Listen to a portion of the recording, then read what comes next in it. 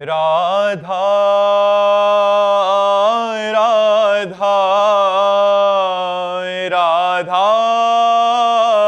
राधा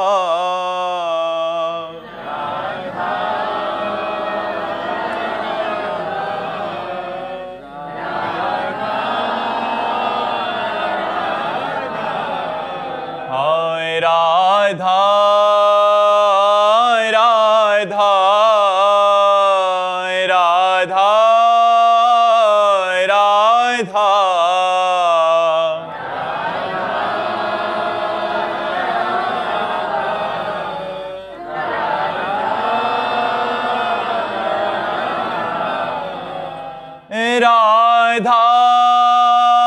हाय राधा राधा राधा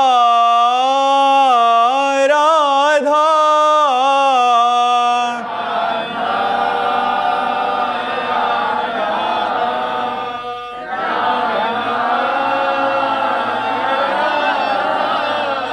हाय राधा राधा राधा राधा राधा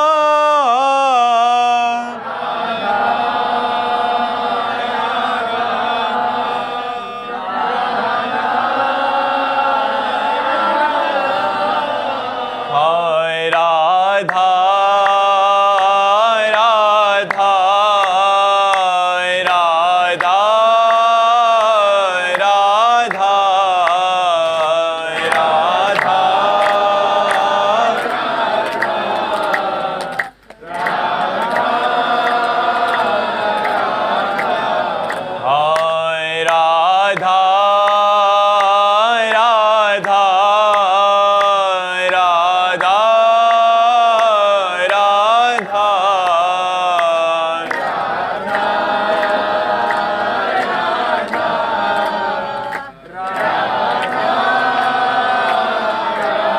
श्री राधा वल्लभ लाल की, समस्त संत हरि भक्तन की, श्री वृंदावन धाम की, सद्गुरुदेव भगवान की। सागर जी भोपाल से। राधे राधे महाराज जी। महाराज जी आपके चरणों में कोटि कोटि प्रणाम। हे गुरुदेव, मैं भगवान से मन चाहा वरदान प्राप्त करना चाहता हूं। मैं ऐसी कौन सी तपस्या साधना करूं जिससे भगवान स्वयं वर देने के लिए प्रकट हो जाएं?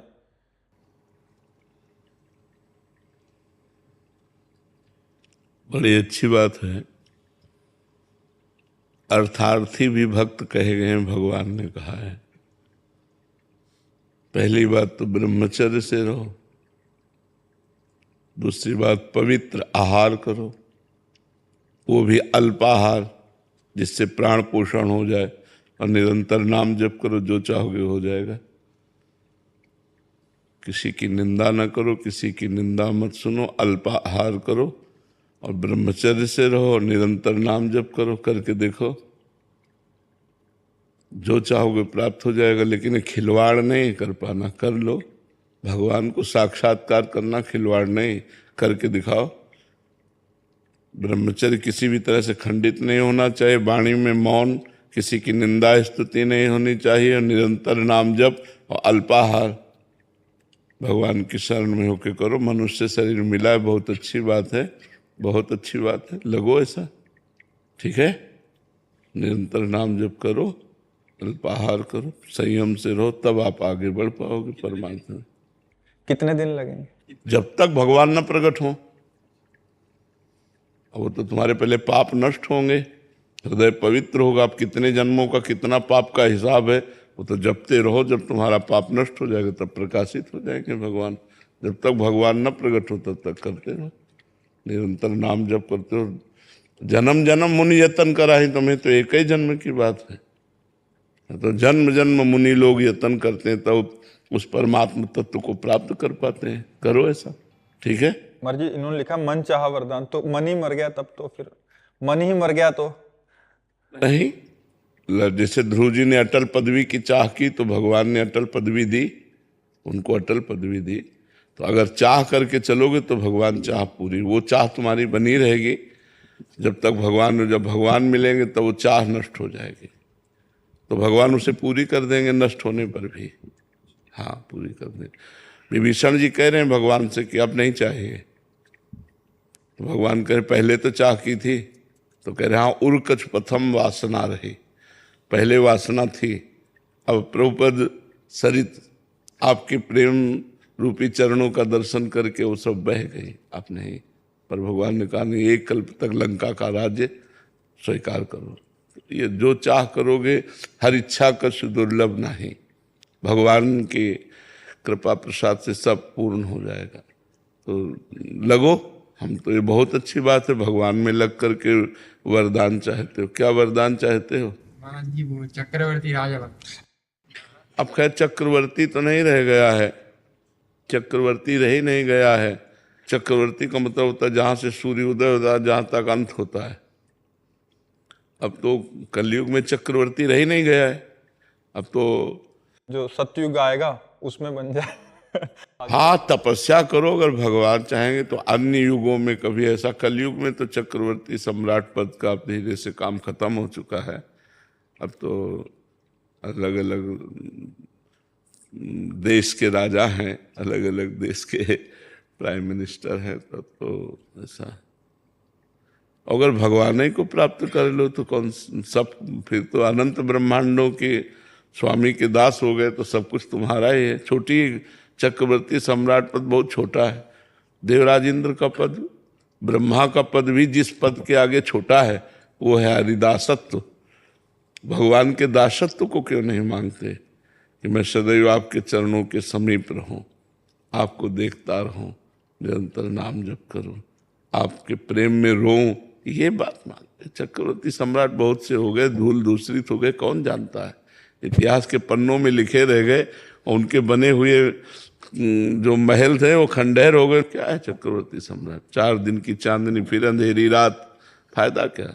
महाराज जी, इस प्रश्न का कोई अस्तित्व तो नहीं है जो कर रहा हूँ। आपसे वरदान मांगने के लिए बोला जाए कि भगवान के द्वारा, तो आप क्या मांगो? भगवान से खुद कहेंगे हम, तुम्हें तो क्या चाहिए? अगर हमसे भगवान कहे कि तुम्हें क्या चाहिए, तो हम पूछेंगे आपको क्या चाहिए। आप हमसे बोलो क्या चाहिए, क्योंकि मैं आपका सेवक हूं, आप आज्ञा कीजिए, आपको क्या चाहिए। आपके नाम के बल से आपको आशीर्वाद देने की सामर्थ है, आपके नाम के बल से आपको आशीर्वाद देने की सामर्थ है। ब्रह्म राम ते नाम बड़ वरदायक वरदान। अब कुछ नहीं चाहिए, जो मिला वो बहुत कुछ मिला है, अब नहीं चाहिए। अब आप बताओ, आप कैसे खुशी रहोगे? आप सुखी रहो, आप खुशी रहो, आपके सेवक है, आज्ञा कीजिए, आपके नाम के बल से सब पूर्ण होगा। तो हम लोग तो श्री जी को आशीर्वाद देते हैं, प्रिया प्रीतम को आशीर्वाद देते हैं, तो क्या चाहिए हमसे? खेलो कूदो, आनंदित रहो, बस ऐसे ही मुस्कुराते रहो, ऐसे ही रहो, खुश रहो, आनंदित रहो, बस आप प्रसन्न रहो। कोई लौकिक इच्छा नहीं रह गई हमारी। ये झूठे, ये सब झूठे सिक्के हैं। यहाँ क्या सच्चा है? क्या सच्चा है? कौन सा सुख ऐसा है जो कि वाह, बोलो क्या सच्चा है? रुपया का महत्व किस काम का? अच्छा, शरीर अस्वस्थ है तो किस काम का जीवन? अच्छा, शरीर स्वस्थ है तो कौन सा ऐसा भोग सर्वश्रेष्ठ? मलमूत्र के द्वार ही तो है। कौन सा ऐसा श्रेष्ठ सुख है? तो और कौन सा भोग रह गया? खाओ 6 घंटा में शौच बन गया, दूध पियो चाहे जो जूस पियो, थोड़ी देर में मूत्र बन गया। कौन सा सुख है यहाँ? कौन सा सुख है? हमें ये बताए कि ये टाप का सुख है। टाप का सुख कौन सा है? कोई सुख नहीं, पूरा जीवन व्यतीत हो जाता है इसी में। क्या मिलता है? तभी तो सुख की खोज तभी संपन्न होती जब भगवान मिल जाते हैं।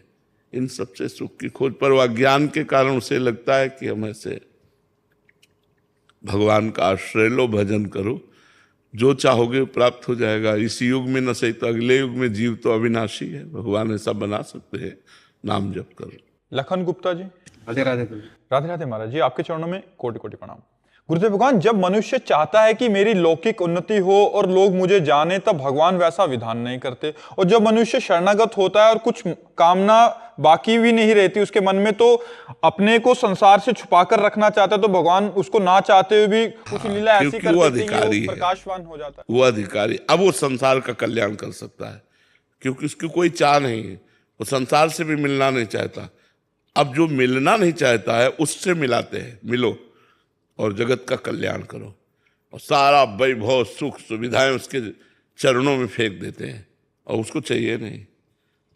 यही है, संतों ने कहा है, माया को सब कोई भजे, माधव भजे न कोई, जो माधव को भजे तो माया चेरी होए।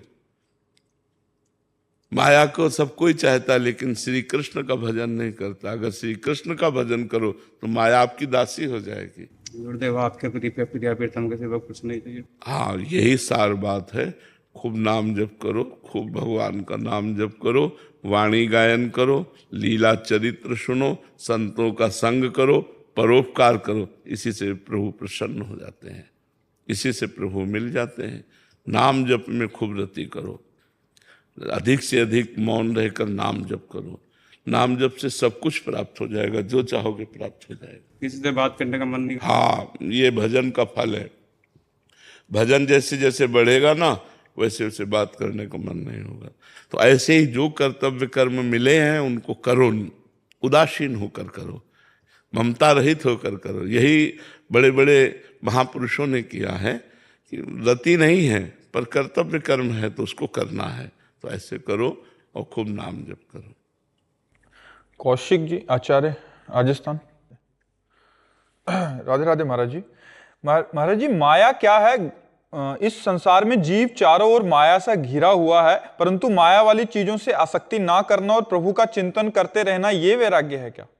या मतलब सब कुछ छोड़ देना, त्याग कर देना? माया को गोस्वामी तुलसीदास जी ने लिखा है, मैं अरु मोर तोर तय माया, जेहि बस कीन्हे जीव निकाया।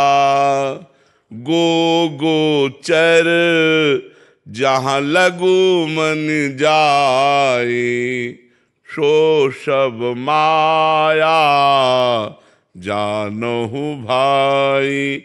मैं मोर तय तोर, जहाँ तक मन जाए, इंद्रियां जाए, सब भगवान की माया है।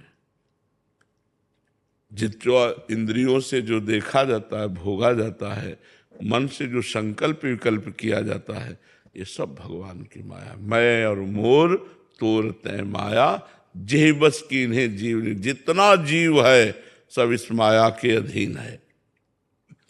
अब जब तक मायापति भगवान का भजन नहीं होगा, तब तक इस माया से कोई छूट नहीं सकता। वारी मथे घृत होए बरु, सिकता ते बरु तेल, बिनु हरि भजन न भवतरी, या सिद्धांत पेल। बिना भगवान के भजन के इस माया से तरा नहीं जा सकता। गीता में भगवान ने कहा है, दैवी हेषा गुणमयी मम माया दुरत्तया, मामेव ये प्रपद्यन्ते माया में ताम तरन्ति ते। ये जो दैवी दिव्य माया है, ये 3 गुणों वाली है, इससे सहज में पार नहीं हुआ जा सकता। मेरी शरण में आ जाओ, मैं तुम्हें पार करवा दूंगा। मामेव प्रपद्यन्ते माया में ताम तरन्ति ते। मेरी शरण में आ जाओ तो माया से तुम तर जाओगे। तो भगवान की शरण में होकर भगवान का लीला गुण सुने, भगवान का नाम कीर्तन करे, भगवान का नाम जप करे, भगवान के प्रेमी महात्माओं का संग करे, तो माया से मुक्त हो जाए। वैराग्य का नाम है, जो वैराग्य जिससे कहते हैं, आपने कहा वैराग्य। एक होता है कि हम भोगना चाहते हैं पर भोगेंगे नहीं, क्योंकि मुझे भगवत प्राप्ति करनी है, इसे कहते हैं त्याग। यहीं से शांति शुरू हो जाती है, त्यागात् शांति अनंतरम। और भोगने वाली सब सामग्री पास है पर भोगने की इच्छा नहीं है, इसे वैराग्य कहते हैं। और भोगने की सामग्री है, ऐसी स्मृति भी नहीं रह गई, उसे उपरति कहते हैं। सबसे श्रेष्ठ उपरति होती है कि भोगने की सामग्री, ये भोगने की सामग्री है, ऐसी स्मृति ही खत्म हो गई। उसमें तो वैराग्य में ये तो रहता है कि भोगने की सामग्री, लेकिन इच्छा नहीं भोग की। उपरति में ये भोगने की सामग्री है, ऐसी स्मृति ही नहीं रहती। वो महापुरुष उपरति को प्राप्त हुआ, त्रिगुण माया पर विजय प्राप्त कर लेता है। तो त्याग, वैराग्य और उपरति, ये तीनों एक क्रम है उसकी उठने का। गुरुदेव, कभी कभार हृदय में नहीं आता, लेकिन मैं खुद चला के त्याग कर देता हूँ कि मन में आ रहा है, नहीं आ रहा कोई बात नहीं, पर त्याग करना है। हाँ बिल्कुल, करूंगा तभी आगे बढ़ पाऊंगा। मन का क्या है, वो तो धोखा देता रहता है। हाँ बिल्कुल बिल्कुल बिल्कुल, ऐसा ही विवेक के द्वारा करना चाहिए। तृप्ति चौहान जी। श्री हरिवंश गुरुदेव। गुरुदेव भगवान, भगवत प्राप्ति के लिए दृढ़ता और वैराग्य होना चाहिए, वो अभी नहीं आ रहा और समय निकलता जा रहा है। अनुकूलता में दृढ़ता नहीं बनती और प्रतिकूलता में भी समस्या से निकलने का प्रयास होता है। ऐसे में महाराज जी कैसे शरणागति पुष्ट होगी? नाम जप, जितना अधिक नाम जप करोगे उतने ज्ञान, वैराग्य और प्रेम तीनों बढ़ता चला जाएगा। जैसे एक एक कवल भोजन पाने से तुष्टि, पुष्टि, क्षुधा निवृत्ति होती है, ऐसे एक एक नाम जप करने से संसार से वैराग्य, भगवान में अनुराग और अपने स्वरूप का ज्ञान तीनों बराबर होता जाता है। खूब नाम जप करो, धीरे धीरे धीरे धीरे दृढ़ता। नाम जप के बिना बिल्कुल सब बेकार। नाम जप हर साधन का मूल जड़ है। यज्ञानाम जप यज्ञोष्मी, यज्ञों में सबसे बड़ी यज्ञ जप यज्ञ, राधा राधा राधा। कलयुग में कोई दूसरी गति नहीं है, साधना नहीं है जिससे भगवत प्राप्ति की जा सके या मनोकामना पूर्ण की जा सके। हरेर नाम हरेर नाम हरेर नामैव केवलम, कलौ नास्तेव नास्तेव नास्तेव गति अन्यथा। 3 बार का नहीं है, नहीं है, नहीं है।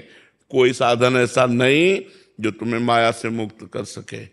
हरेर नाम हरेर नाम हरेर नामैव केवलम, केवल केवल केवल भगवान नाम, भगवान का नाम ही तुम्हें माया से मुक्त कर देगा। तो वैराग्य, ज्ञान, प्रेम सब इसी से मिल जाएगा। खूब डट के जपो, जिद्दी स्वभाव बनाकर जपो। जितनी संख्या, एक नियत कर लो कि हमें 50,000 रोज नाम जप करना है, तो 49,000 ना होने पावे, 51 भले हो जाए। ऐसा जिद्दी स्वभाव रखो कि हम भोजन नहीं पाएंगे जब तक हमारी संख्या पूरी नहीं होगी। वही साधक आगे बढ़ पाता है। जो आज 20 माला किया, कल 10 माला किया और 2 दिन किया नहीं, वो 20 माला किया तो 19 नहीं होने देंगे, अब 20 ही चलेगा। अगर हमारा शाम तक नहीं पूरा हुआ तो हम भोजन तभी पाएंगे रात्रि में, जब हम 20 माला कर लेंगे। ऐसा जिद्दी स्वभाव नियम में दृढ़, तो फिर हम माया से पार पा जाते। भजन करो, भजन से ही पार होगा। राहुल दत्त जी न्यूयॉर्क से। राधे राधे महाराज जी। महाराज जी, सांसारिक माया जाल और कर्म बंधन से बंधे हुए जाने अनजाने में हुए पापों से कैसे मुक्ति पाएं? भगवान का आश्रय। भगवान कहते हैं सर्वधर्मान परित्यज्य मामेकम शरणम ब्रज, अहम त्वाम सर्व पापेभ्यो मोक्षयिष्यामि मा शुचा। तुम मेरी शरण में आ जाओ, मैं तुम्हें सारे पापों से मुक्त कर दूंगा। भगवान सच्चिदानंद प्रभु की शरण में लेकर नाम जप करते रहो। काउंटर रखते हो महाराज जी? यही रुद्राक्ष ये पहनना तो बाहर की बात है। सांप अंदर बैठा हुआ है, ऊपर से लाठी चलाओ, फर्क पड़ेगा? सांप बिल के अंदर बैठा हुआ है और ऊपर से लाठी चलाओ तो फर्क पड़ेगा क्या सांप के ऊपर? नहीं पड़ेगा ना। ऐसे विकार अंदर है, गले में नहीं है। विकार मन में है, और मन को मारने के लिए, मन को शुद्ध करने के लिए भगवान नाम जरूरी है, नाम जप जरूरी। काउंटर रखते हो? नहीं रखो ना। और एक गिनती से नाम जप करो, 10,000, 20,000, 25,000, 50,000 से राधा राधा। क्या नाम प्रिय है? हाँ, तो सांब सदाशिव, सांब सदाशिव। आज से जपना शुरू करो, सांब सदाशिव, सांब सदाशिव। ठीक है? पुनीत जी। राधे राधे महाराज। राधे राधे महाराज जी। महाराज जी, हम अपनी और दिल को एक दिशा में कैसे लाएं? मतलब कहने का मतलब निर्णय लेते समय कि अपनी नहीं, बुद्धि और मन, इन दो की बात होती है। अपने जो स्वरूप है वो तो निर्विकार है, उसमें तो कोई चाह ही नहीं है। बात है बुद्धि और मन की। मन कहता है और बुद्धि काट रही है, तो किसकी बात सुने? बुद्धि की, मन की नहीं। मन गलत सलाह पेश करता है और बुद्धि है न्यायाधीश, वो काटती है, गलत है। फिर मन जोर कसता है और सुख दिखाता है और बुद्धि को अपने पक्ष में कर लेता है और फिर वो कार्य करा देता है। जो पाप कर्म है, जो शास्त्र विरुद्ध है, जो नहीं करना चाहिए, वो मन करवाता है। इसलिए मन की बात ना मानो, बुद्धि की बात मानो। और बुद्धि तभी प्रवीण होगी जब सत्संग सुनोगे, नाम जप करोगे। नाम जप करने से बुद्धि पवित्र होती। तो पवित्र बुद्धि निर्णय करती, नहीं ये गलत है, नहीं करना, हमें नहीं करना, फंस जाओगे, दुखी हो जाओगे। वो भय दिखाएगी, वो समझाएगी मन को। अगर बुद्धि ठीक है और खराब बुद्धि भी हुई तो मन और बुद्धि एक साथ मिल गए और गलत कार्य करके जीवात्मा आज जितनी जेल भरी है वो सब मनमानी करने से तो भरी है। जितने नरक जीव जाते हैं मनमानी करने से तो जाते हैं। तो मनमानी नहीं करना, शास्त्र आज्ञा, संत आज्ञा के अनुसार जीवन व्यतीत करना है। उसके लिए हमारी बुद्धि पवित्र होनी चाहिए। पवित्र बुद्धि तभी होगी जब भगवान में लगाओगे। मय्येव मन आधत्स्व मयि बुद्धिम निवेशय, मेरे में मन लगाओ, मेरे में बुद्धि लगाओ, तब बात बनेगी। तो जैसे विद्यार्थी जीवन हो, विद्याध्ययन, तो 4 घंटे विद्याध्ययन किया, उसको कृष्णार्पणमस्तु, 1 सेकंड की बात है, कृष्णार्पणमस्तु। खाली समय में राधा राधा राधा राधा राधा। गंदी बातें मोबाइल से नहीं देखनी, गंदे कार्य नहीं करने, गंदे बच्चों का संग नहीं करना, कोई नशा नहीं करना, बढ़िया जीवन हो जाएगा। कोई नशा करते हो? नहीं, आजकल तो एक प्रवाह बन गया है, सब बच्चे गलत धारा में जा रहे हैं। नशा करना और गंदी बातें, ये बच्चों के दिमाग को दिशा ही बदल दिया। जहाँ विद्याध्ययन, नम्रता, शीलवान, धैर्यवान, ब्रह्मचर्य, व्यायाम परायण, वो सब बातें। अब नई जो पीढ़ी है, बस उद्दंडता करना, व्यसन करना, व्यभिचार करना, बस यही दिमाग में बातें आती हैं। बहुत अच्छे बच्चे हो जो कोई नशा नहीं करते, कोई गंदी बात नहीं करते, अच्छे बनो, ठीक है। ईशा यादव जी हैदराबाद से। श्री हरिवंश महाराज जी, महाराज जी बहुत समय से नौकरी कर रहे हैं, अभी ऐसा लगता है कि अध्यात्म के मार्ग पर आगे बढ़े और परिवार में भगवत भाव करके सेवा करें। नौकरी छोड़ के ऐसा करना प्रमाद या अपने कर्तव्य से भागना तो नहीं होगा? कर्तव्य से भागना है, नौकरी नहीं छोड़ना। नौकरी करते हुए नाम जप करो। हर समय बिजी ही नहीं रहते, हर समय बिजी ही नहीं रहते। जिस समय आप खाली समय है, समय राधा राधा नाम जप कर रहे। जो नौकरी का, ड्यूटी का बहुत बिजी समय है, उसे कृष्णार्पणम कर रहे हैं और पूरे परिवार की सेवा कर रहे हैं। उन रुपयों में से 100 रुपया निकाल कर गौ सेवा में दे देते हैं, 100 रुपया संत सेवा में दे देते हैं। धर्म का कार्य भी बन रहा है और जीवन भी सुख चैन से कट रहा है। तो नौकरी नहीं छोड़नी, धर्म से चलो, कर्तव्य से भागो मत, अपने कर्तव्य का पालन करो। पूजा राठी जी, राधे राधे महाराज जी। महाराज जी मैं कुश्ती की अंतर्राष्ट्रीय खिलाड़ी रही हूं और अब अंतर्राष्ट्रीय कोच हूं। मेरा प्रश्न है कि मैं जब बच्चों को कुश्ती सिखाती हूं तो काफी बार बच्चे सुनते नहीं और मैं उन्हें डांट भी देती हूं और पिटाई भी कर देती हूं, तो इससे मुझे पाप लगेगा क्या महाराज जी? मुझे उनके भविष्य और अपने भविष्य की भी चिंता है। लेकिन कुश्ती के लिए ब्रह्मचर्य अत्यंत आवश्यक है और आजकल इसकी बहुत कमी हो रही है। जो ये हमारा ग्रामीण खेल है, गांव-गांव में 10-20 पहलवान तो होते ही थे। तो कुश्ती में ब्रह्मचर्य और अपने गुरु की अधीनता जो गुरु हमको शिक्षा देते हैं कुश्ती की, उनकी अधीनता। अब जैसे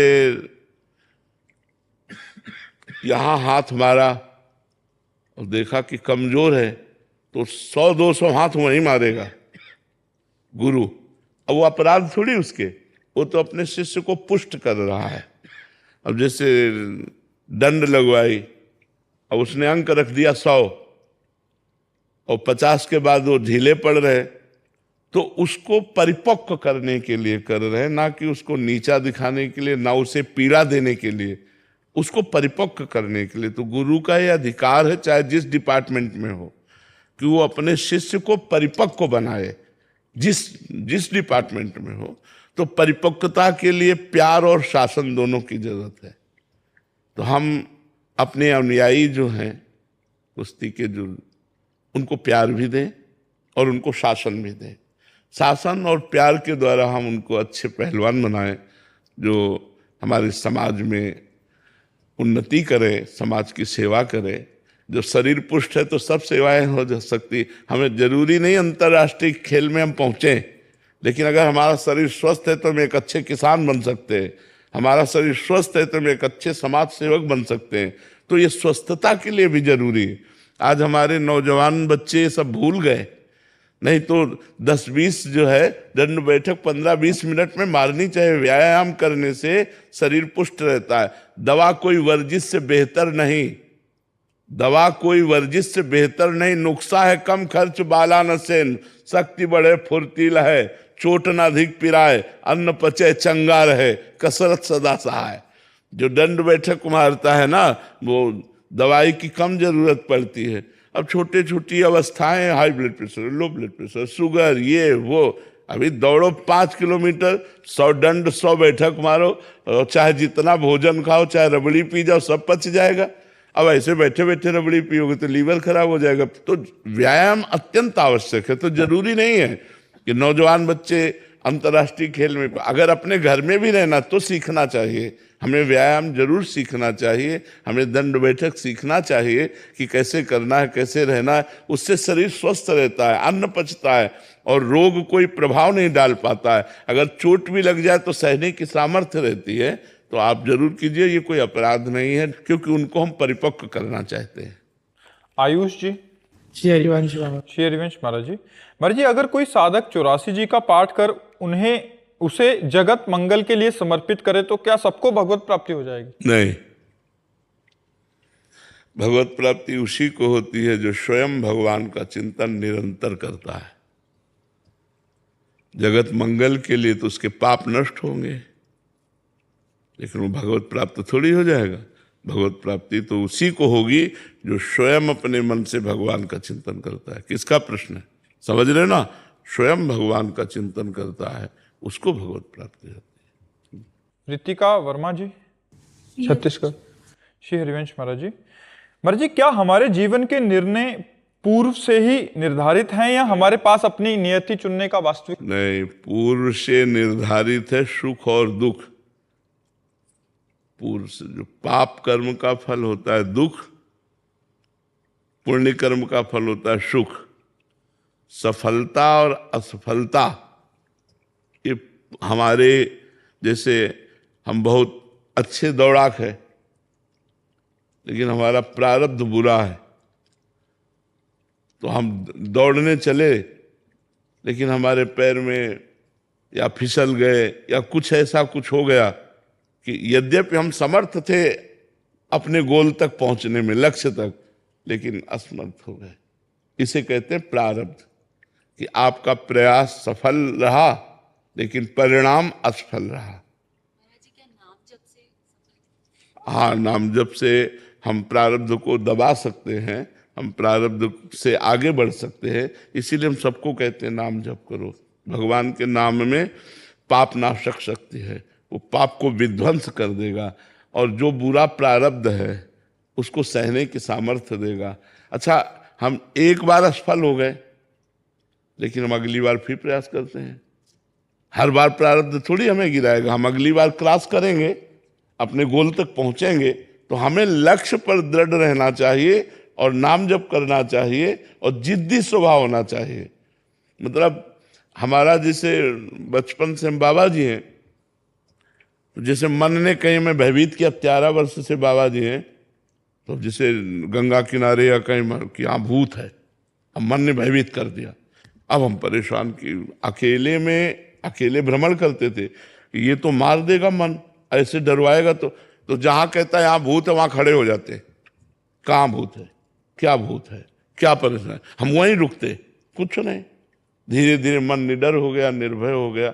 जिद्दी स्वभाव था कि अब गंगा जी में खड़े हो, कहीं मगरमच्छ आ गया तो हम कहा अगर प्रारब्ध भोग मगरमच्छ खाने का है तो जरूर तेरे को खाएगा, अगर नहीं है तो नहीं खाएगा। आंख मूंद करके ऐसे मंत्र जपो, मन है ना डरवाता रहता है ना, तो हमको नाम जप के द्वारा और एक अपना जिसे हम जिद्दी स्वभाव कहते हैं उसे कहते हैं दृढ़ संकल्प वाला, हमारा संकल्प दृढ़ हो तो हम एक बार हारेंगे, 2 बार हारेंगे, लेकिन तीसरी बार क्रॉस कर जाएंगे। तो हमें नाम जप करना चाहिए, शरीर स्वस्थ रखना चाहिए और अपने लक्ष्य का ध्यान रखना चाहिए कि मेरा लक्ष्य क्या है, मुझे वहां तक पहुंचना है। प्रकाश गुप्ता जी अहमदाबाद से। राधे राधे महाराज जी। महाराज जी, क्या विचार शून्यता विचारों के पूर्ण नाश की अवस्था है या उनके प्रभाव से मुक्त चेतना की स्थिति, या यदि ऐसी अवस्था संभव है तो उसे पाने का साधन क्या है? विचार शून्यता। विचार शून्यता तभी होगी पहले विचारों को शुद्ध करें, अशुद्ध विचारों का त्याग करके शुद्ध विचारों के द्वारा शास्त्र संतवाणी इसका मनन करें। जब ये लक्ष्य दृढ़ निश्चय हो जाए मनन के द्वारा कि मुझे भगवत प्राप्ति करनी है, मुझे मोक्ष प्राप्त करना है, तो अनन्य चिंतन करने लगे, अनन्य विचार रखे। वही विचार जैसे तरंग समुद्र में लीन हो जाती है तो तरंग नाम नहीं रह जाता, ऐसे तुम जिसे विचार कहते हो उसे वृत्ति कहते हैं। शास्त्रीय भाषा में वृत्ति का लय हो गया। जब देह भाव गया तो कोई कामना नहीं, कोई वासना नहीं, कोई अन्य चिंतन नहीं, तो वृत्तियां जाएंगी तो कहाँ जाएंगी? तो वृत्तियां उसी परमात्मा में लय हो गई, जिसे विचार शून्यता कहते हैं। विचार शून्यता ये जीवन मुक्त स्थिति है। ये तभी आती है जब गुरुजनों के चरणों का आश्रय लेकर संतवाणी, गुरुवाणी और अन्य शास्त्रों का स्वाध्याय किया जाए, श्रवण किया जाए, मनन किया जाए, निश्चय किया जाए कि वास्तविक परम सुख परमात्म सुख है, और निरंतर भगवत चिंतन किया जाए। चिंतन करते करते वृत्तियां लय हो जाती हैं। जैसे समुद्र में तरंग लय हो गई तो न तरंग रूप बचा न नाम, ऐसे ही हमारा मन, हमारी बुद्धि, हमारा चित्त, हमारा अहम ऐसे समर्पित हो जाता है कि ना मन बचा ना उसका स्वरूप। अब वो परमात्म स्वरूप मन हो गया, परमात्म स्वरूप बुद्धि हो गई, परमात्म स्वरूप चित्त हो गया, परमात्म स्वरूप अहम हो गया, अंतःकरण चतुष्टय परमात्मा में बन गया। अब विचार शून्य हो गया। इसे ही जीवन मुक्त अवस्था कहते हैं। ये थोड़ा कठिन है पर असंभव नहीं। यदि पूरे जीवन को लगाकर यह लाभ प्राप्त करना चाहे तो अवश्य प्राप्त कर सकता है कठिन, असंभव नहीं है। समझ में आई बात? योगेश ईश्वर जी। महाराज जी, जब मैं का भाव लुप्त हो जाता है, मैं ही नहीं रहता, तब भक्ति किसकी होती है? स्वयं की, अपनी आत्मा की। जब मैं अंतःकरण का लुप्त हो जाता है तो शुद्ध जो आत्म स्वरूप है उसमें जीव स्थित होता है ज्ञान, और शुद्ध आत्म स्वरूप भगवान में पूर्ण रति हो गई, पूरा मन बुद्धि उन्हीं में लय हो गया, तो सिर्फ भगवान ही हृदय में रहते हैं। हृदय रूपी निकुंज में प्रिया प्रीतम विराजमान होते हैं। मैं प्रिया प्रीतम में लय हो गया।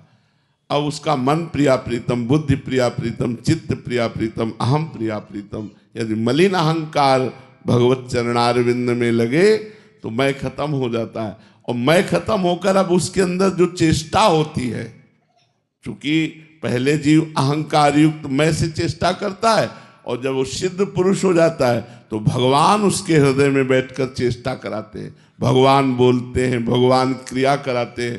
साधारण से साधारण और असाधारण से असाधारण सब क्रियाएं उस महापुरुष से होती हैं, लेकिन वो स्वयं करता नहीं होता, वो भगवान कराते। यंत्रारूढ़ानी, जैसे यंत्र में आरूढ़ हो कठपुतली तो अपने आप वो नाचती, उसमें कोई दम नहीं।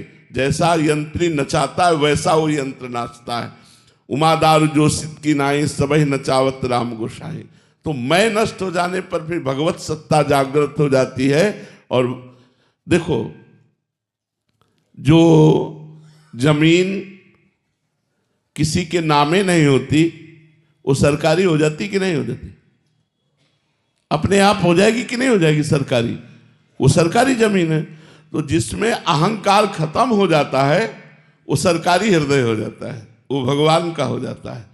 उसमें भगवान जागृत हो जाते हैं और अपना साम्राज्य फैला देते हैं। तो उसकी वाणी, उसकी चेष्टाएं लोगों को लुभायमान कर लेती है, क्योंकि अब वो लोग नहीं, अब वो व्यक्ति नहीं, अब वो स्वयं भगवान उसके हृदय में बैठ करके करते हैं। तो जब अहम नष्ट हो जाता है तो बहुत जगत मंगल होता है उसके द्वारा, बहुत भगवान की कृपा बरसती है और बहुत सुंदर भक्ति होती है। अहम शून्य भक्ति ही तो भगवत प्रेम प्रदान करती है। मैं का विस्मरण हो गया, यही भक्ति की ऊंचाई है। मैं का विस्मरण हो गया, केवल इष्टाकार वृत्ति, इष्टाकार वृत्ति। मैं का विस्मरण हो गया, केवल आत्माकार वृत्ति। तो ये आत्मवान, आत्म क्रीड़ारत महापुरुष, जीवन मुक्त महापुरुष, मैं ही तो सारी झंझट है। मैं धनी, मैं विद्वान, मैं ये, मैं, यही तो झंझट है। यही तो जन्म मरण चक्र का मूल है। संस्कृति मूल सूल प्रद नाना, सकल सुखदायक अभिमाना। ये अभिमान दूर हो जाए तो सब बात बन गई।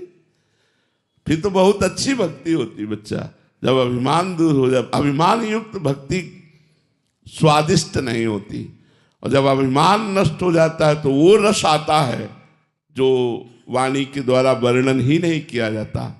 यहाँ दैन्यता में रस है, अभिमान नष्ट हुआ, दैन्यता आई, भक्ति रसमयी होती है, रसमयी भक्ति हो जाती है। समझ पा रहे हो? सागर शर्मा जी बिहार से। राधे राधे महाराज जी।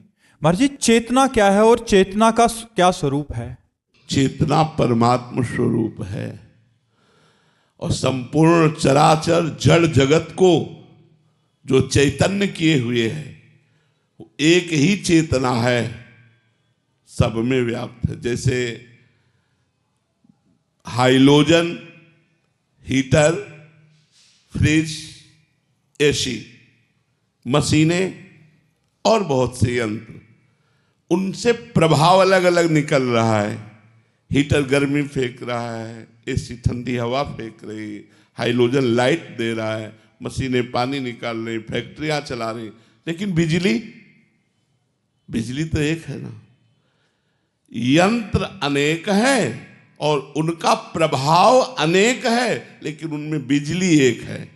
ऐसे ही पापी पुण्यात्मा जितना भी जगत है जड़ आदि, इसमें एक ही पावर चल रहा है, एक ही बिजली है, वो है परमात्मा परब्रह्म। उसी का ये चेतन है। ईश्वर अंश, जीव अविनाशी, चेतन अमल, सहज सुख राशि। सहज सुख राशि भगवान का चैतन्य घन जो आत्म स्वरूप है, वही हमारा स्वरूप है। हम वही चैतन्य हैं और उसका संपूर्ण त्रिभुवन, ये कार्य देख लो, जड़ होते हुए, ये शरीर जड़ है, जड़ होते हुए भी सब कुछ हो रहा है उसी चैतन्य के प्रकाश से। जो जड़ चैतन्य सबको प्रकाशित कर रहा है, वही आत्मस्वरूप भगवान है। समझ पाए? ऋचिक झापड़िया जी ओडिशा से। राधे राधे महाराज जी। महाराज जी, सच्ची शरणागति की अवस्था में शिष्य की वास्तविक भूमिका क्या होनी चाहिए और साधक को ये कैसे अनुभूति हो कि वो सच्ची शरणागति की अवस्था में स्थित है? अजात पक्ष युमातरम खगा, यह है सच्ची शरणागति। जैसे घोंसले में बैठा हुआ पंछी का बच्चा जिसके अभी पंख नहीं निकले, वो केवल माँ की बाट जो होता है, जो दाना पानी मिलेगा वो माँ से। ऐसे जिसके अंदर एक भरोसो, एक बल, एक आस विश्वास, एक राम घनश्याम हित, चातक तुलसीदास। एकमात्र चातक की तरह केवल भगवान में हमारा भरोसा दृढ़ है, दृढ़ आसक्ति है। शरणागति की पूर्णता यहां होती है। मैं शरणागत हूं, ये भी विस्मरण हो गया। मैं शरणागत हूं, ये भी विस्मरण हो गया।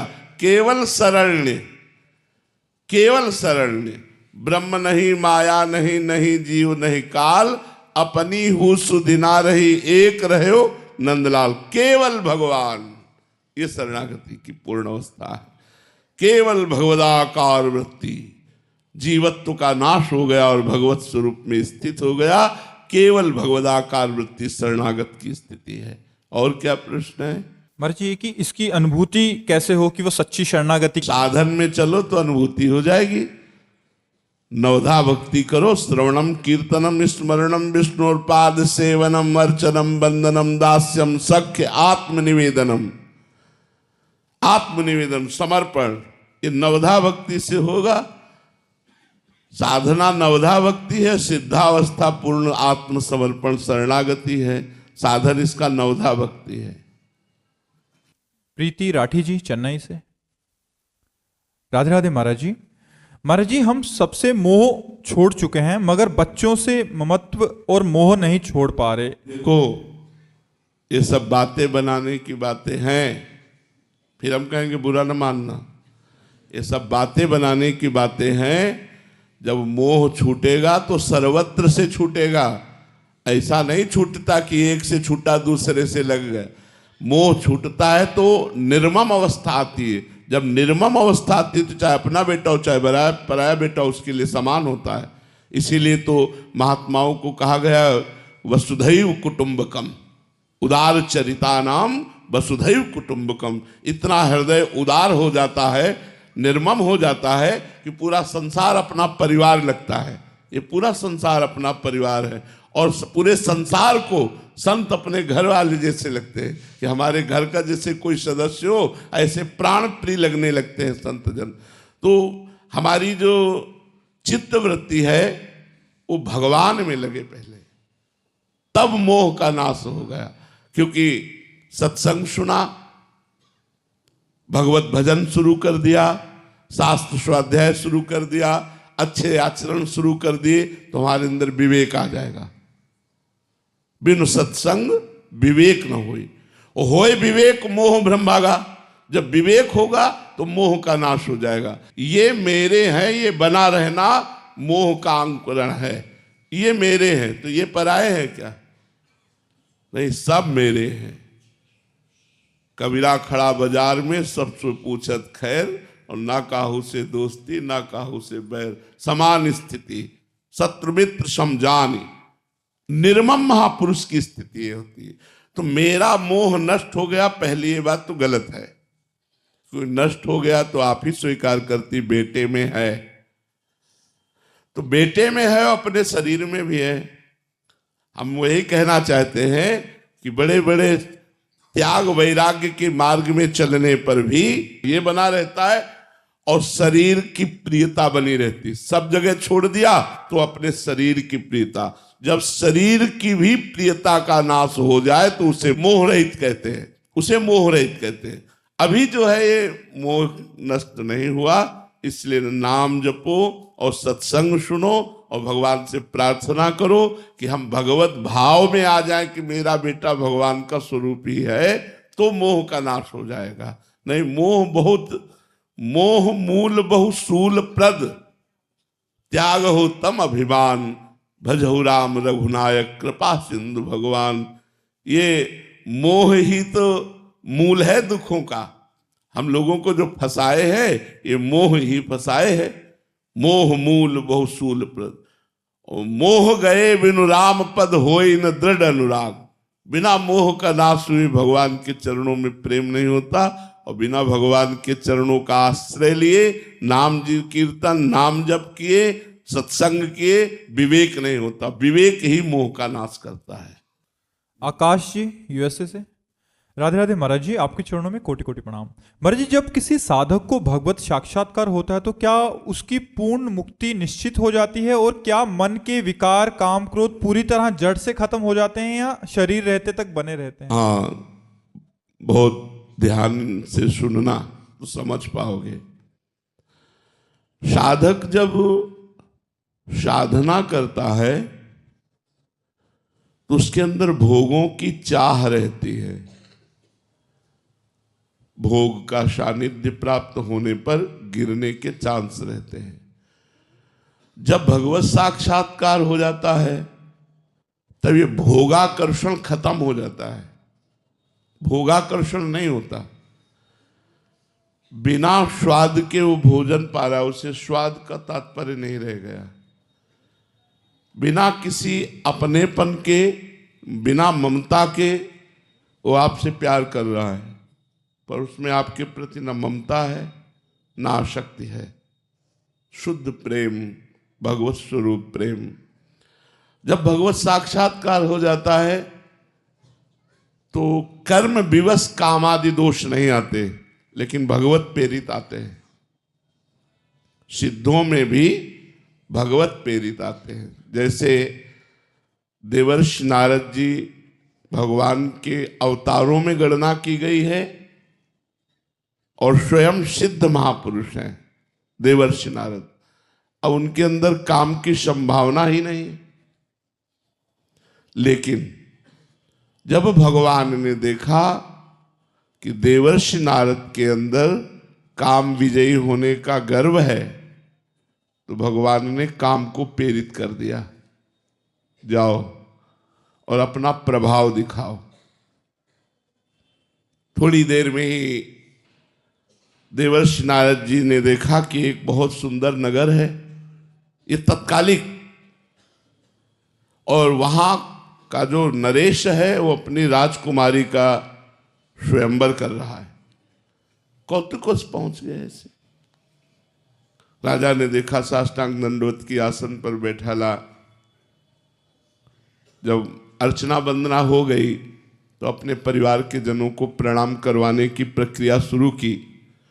जब उस राजकुमारी के आने की बात, जिसका स्वयंवर था, जो ही देवर्षि नारद जी ने उसको देखा, काम पीड़ित हो गए।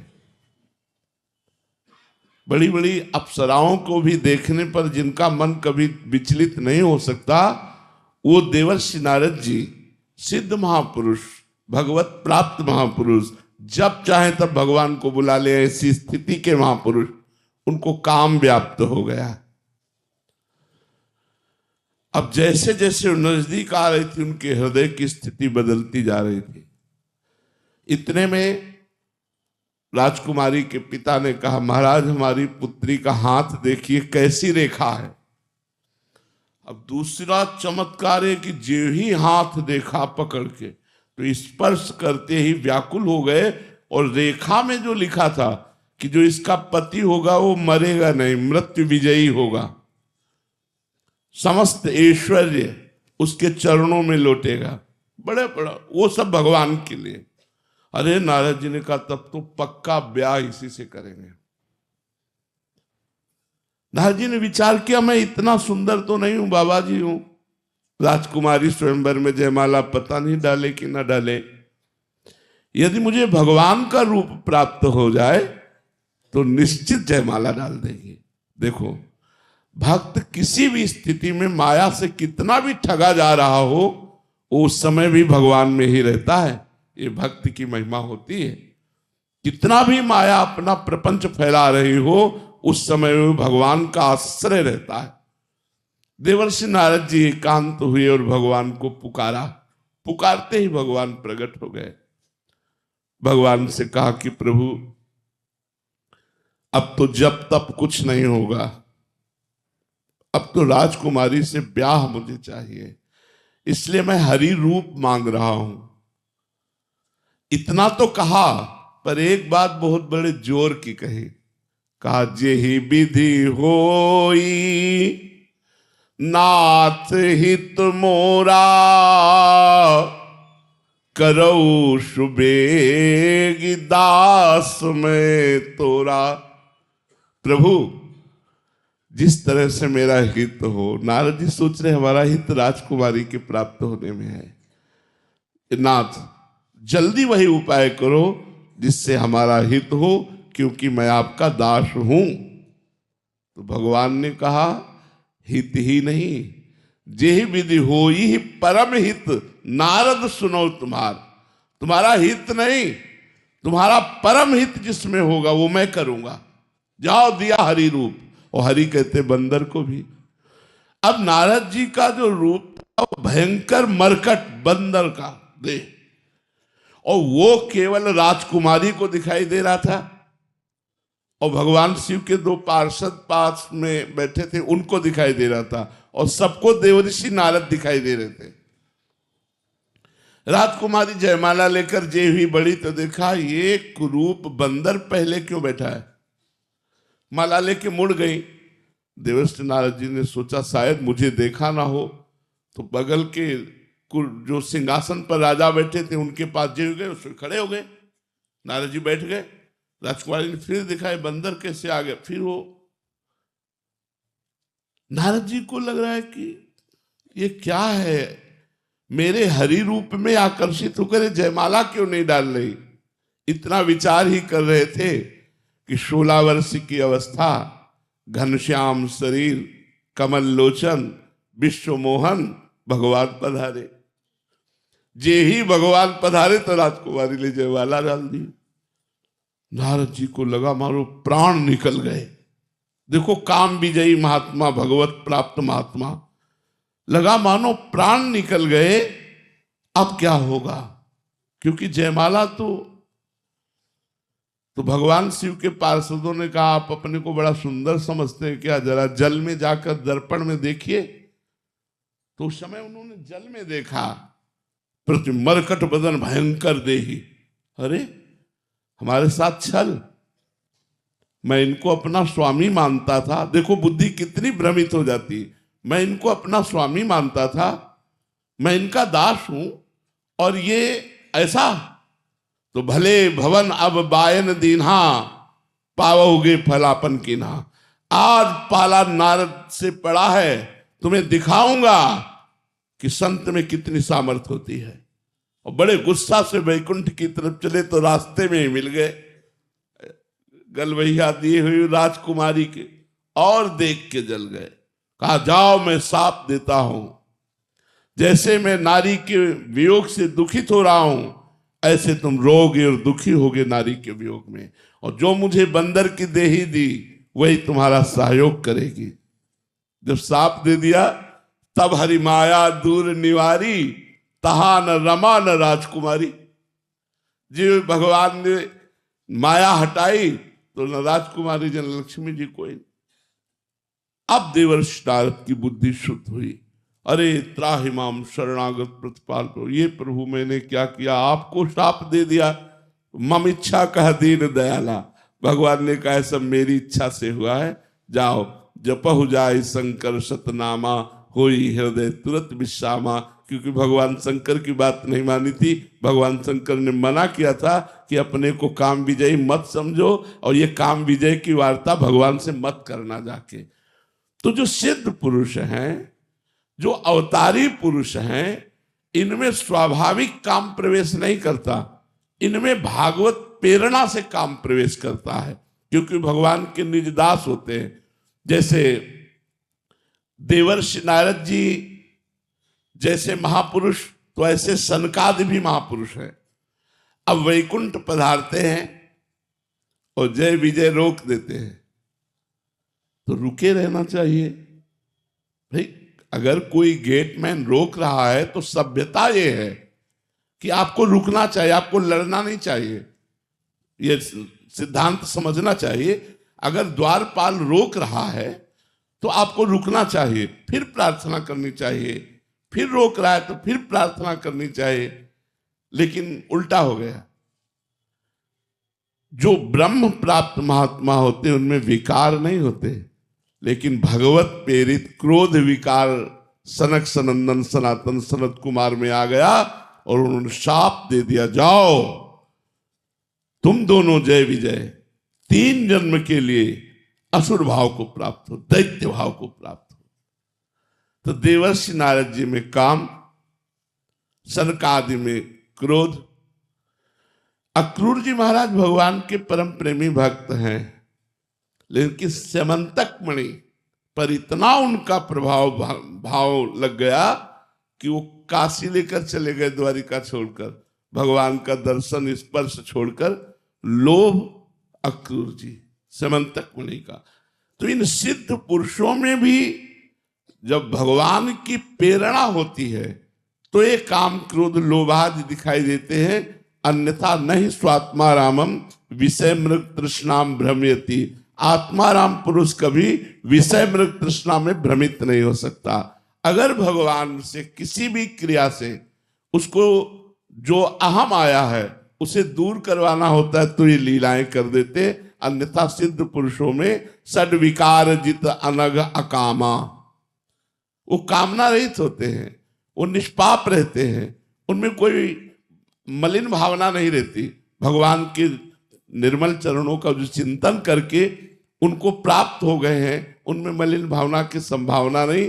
पर ऐसे में भी अगर कहीं अहम जागृत हो गया तो फिर विकार आने की संभावना है, वो भगवत प्रेरित विकार आते हैं। आप समझ पाए? श्री राधा वल्लभ लाल की। जी आपका एक और प्रश्न था कि कभी कभी ये मन कहता है कि अगर अच्छी व्यवस्था होती तो भजन और अच्छे से होता। लेकिन हम तुमको बता रहे हैं तुम्हारी सोच गलत है। जब व्यवस्था अच्छी नहीं होती तब अच्छा भजन होता है, और वैसे भी सही माने में याद आती है जब हमारे पास असुविधा होती है। जैसे आप 1 रोटी 2 रोटी सब्जी लिए और भगवान को भोग लगा रहे हैं तो आपको रोना आएगा, प्रभु गरीब आदमी है, हमारे पास कुछ नहीं। और 56 भोग जब आपके पास पैसा आएगा लगाओगे ना तो गर्व रहेगा कि 56 भोग लगाता हूं। तो भगवान भोग नहीं पाते, भगवान भाव पाते हैं। जब एक थोड़ी सी सब्जी और 1-2 रोटी लेकर भगवान के आगे रोते हुए लगाओगे ना, वो भगवान पा लेंगे। भगवान को प्यार पसंद है, प्रेम पसंद है, भाव पसंद है। तो सुविधा में भाव आता है या असुविधा में? असुविधा में भाव आता है। जब धन्ना जाट बालक थे, एक बाजरे की रोटी लेकर भगवान को रोक के कहते तो भगवान आधी पाते और आधी धन्ना जाट पाते। और 56 भोग लगाते हैं लोग, कोई देखता है भगवान कहीं पाते हैं। भाव वाला दृष्टि वाली बात अलग है, लेकिन प्रगट में नहीं पाते। और कितने गरीबों की भगवान ने प्रगट में पाई है। तो हमें लगता है कि अगर सुविधा भगवान दे दे तो उन्हीं की दी हुई है, कोई बात नहीं, भजन करे। लेकिन असुविधा में जो भजन होता है उस सुविधा में भजन नहीं होता है, पक्की बात है। असुविधा में भगवान का भरोसा, सीधे भगवान से कनेक्शन होता है, और सुविधा में माया का कनेक्शन जुड़ जाता है, सुविधा का कनेक्शन जुड़ जाता है। अब हमको अभी कुछ भी चाहिए, हम बोले तुरंत मिल जाएगा, सब चीज़ है। और जब हमारे पास कुछ नहीं है, और अगर गुड़ भी किसी ने दिया ना तो भगवान की बड़ी कृपा, देखो भगवान ने गुड़ दिया, भगवान ने आज हमको सेव दिया, भगवान ने आज हमें खीर खवाई। भगवान ने ये जरा खीर बनाना, तो खीर अभी 10 मिनट में बन के आ जाएगी। ये थोड़ी होगा भगवान ने दिया। लेकिन हमारे पास कुछ है नहीं और कोई खीर लेके आ गया, तो साक्षात भगवान आए, हमें खीर पवाए भगवान। और दिन भर खुशी रहती थी, आज भगवान ने देखो हमें ऐसा प्यार किया। भगवान गरीबी में भगवान का प्यार दिखाई देता है, और अमीरी में रुपए का विलास दिखाई देता है, भगवान का प्यार नहीं। तो हमें लगता है यार, अमीरी न मांगकर भगवान से भक्ति मांगो। चाहे अमीर रखो चाहे गरीब रखो, अपनी भक्ति में रखो, अपना भजन रखो। पर जी अमीर लोग सोचेंगे कि हम प्रारब्धवश अमीर हो गए हैं तो हमारे पास सारी सुख सुविधाएं, अभी कैसे उसको भजन मार्ग से जोड़ें? हाँ, तो उसमें भगवान की दी हुई संपत्ति मानो, अपनी ना मानो। तो वो भगवान की, नाथ सकल संपदा तुम्हारी, मैं सेवक समेत सुतनारी। हे प्रभु, ये सारा सुख संपत्ति आपका है, मैं तो सिर्फ आपका सेवक हूं, ये सब आपका वैभव है। नाथ सकल संपदा तुम्हारी, ये सब तुम्हारी है, मैं सेवक हूं, बढ़िया भक्ति हो जाएगी। लेकिन फिर भी असुविधा वाली भक्ति जो होगी उसकी टक्कर की सुविधा वाली भक्ति हो ही नहीं सकती, ये पक्की बात है। जो सिद्ध हो गए हैं वो चाहे सुविधा में रहे चाहे असुविधा में रहे, उनका दिमाग तो भगवतमय हो गया है। लेकिन जो साधक है उसको असुविधा जरूर स्वीकार करनी चाहिए। महाराज भर्तरी जी चक्रवर्ती सम्राट हुए, जब उन्होंने वैराग्य लेकर भगवान शंकर की आराधना की और भगवान शंकर प्रसन्न हुए तो उन्होंने वरदान मांगा, बड़ा भावपूर्ण है कि प्रभु कभी सम्मान से मुझे भिक्षा न मिले। चक्रवर्ती सम्राट, सम्राट पद का त्याग करने वाला महापुरुष क्या मांग रहा है? कभी सम्मान से मुझे रोटी न मिले, सम्मान कभी मुझे न मिले। ये क्यों? क्योंकि सम्मान मिलेगा तो मैं कहीं अहम से युक्त ना हो जाऊं, और जब अपमान भरी रोटी मिलेगी तो आपकी याद आएगी। जब दूसरों के दरवाजे पे खड़ा हुआ जाता, राधे श्याम, क्या है? कई मूड के आदमी होते हैं, क्या है? रोटी, रोटी कमा के रख गए रोटी, चल दिया सुबह से रोटी। अब सब हिरन हो गए लता हिरन हो गए। वो और ये मिलान नहीं हो सकता। गालियां मिले चाहे अपमान मिले, हमारा काम है, हम 5 घरों से रोटी मांगी, एकांत में आ गए। अगर नहीं मिली तो भूखे सो गए भगवान का। वो भजन यहां नहीं होगा। यहां भूखे नहीं सो सकते। यार इच्छा नहीं है तो सेव का जूस पी लो, यहां तो सुविधा है ना, आप ये ले लो, आप ये ले लो, तो कुछ ना कुछ तो इच्छा हो जाएगी। अब वहां रोटी नहीं मिली, जब रोटी नहीं मिली तो सेव का जूस कहां से? राधा राधा राधा राधा। असुविधा के द्वारा भजन होता है, पर सुविधा भी यदि है वो भगवान को समर्पित करके सेवक भाव से भजन किया जाए तो वही बात सुविधा से भी भगवत प्राप्ति हो जाती है। पर स्वयं भोक्ता ना बने। अगर स्वयं सब अच्छे अच्छे पदार्थ खाना हो सब, ये तो विलासिता हो जाएगी, फिर भजन नहीं होगा, ये पक्का समझो। अच्छे अच्छे पदार्थ पाने वाला अच्छा भजन नहीं कर सकता। रूखा सूखा खाने वाला अच्छा भजन करेगा। जिसका भोजन स्वादिष्ट उसका भजन स्वाद रहित, और जिसका भोजन स्वाद रहित उसका भजन स्वादयुक्त। एक दिन देखो पाके, रोटी और थोड़ी सब्जी केवल रख लो, रोटी में 4 रोटी पाके देखो, फिर भजन कैसा होता है। और गुलाब जामुन रबड़ी ये वो दुनिया की चीज पाओ, फिर देखो भजन क्या होता है। फिर संसार का भजन होगा, ये चिंतन वो चिंतन संसारिक भोगों का। और नमक रोटी खाओगे तो रोना आएगा भगवान के लिए। तो यही दीन प्यारे वेद पुकारे द्रवो सुश्री भगवाना। भगवान को दैन्यता प्रिय, इसीलिए बड़े बड़े वैभवशाली महात्मा भी दैन्य होकर भगवान की आराधना में लगे रहते। वैभव आने में दोष हो जाता है। एक भरोसो एक बल एक आस विश्वास, एक राम घनश्याम हित चातक तो सीधा। सीधे भगवान से आशा भरोसा, जो भी जरूरत भगवान से। तो जो हमारी परिस्थिति बिगड़ी हुई है, इस समय अगर हम भजन कर ले गए तो जब परिस्थिति सुधरेगी तो चकाचक भजन अपने आप होने लगेगा।